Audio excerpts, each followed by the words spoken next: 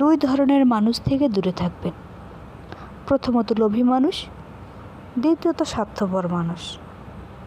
এরা দুজনেই আপনাকে ব্যবহার করবে, কারণ এদেরকে কখনোই দুঃসময়ে আপনি পাশে পাবেন না। প্রথমত লোভী মানুষ। লোভী মানুষেরা কখনো কাউকে ভালোবাসে না, কারণ তারা হিসেব করে। যেখানে দেখে সুবিধা বেশি সেখানেই সম্পর্ক স্থাপন করে। দ্বিতীয়ত স্বার্থপর মানুষ।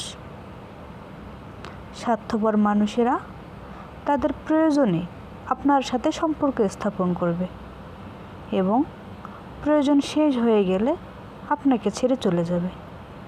ঠিক যেমন আমরা কলমের কালি শেষ হয়ে গেলে ছুঁড়ে ফেলে দিই, ঠিক সেরকম কিছু মানুষ আছে যারা আপনার কষ্টে আপনার কাছে আফসোস করবে, কিন্তু পিছনে অনেক খুশি হবে। ঠিক সেরকম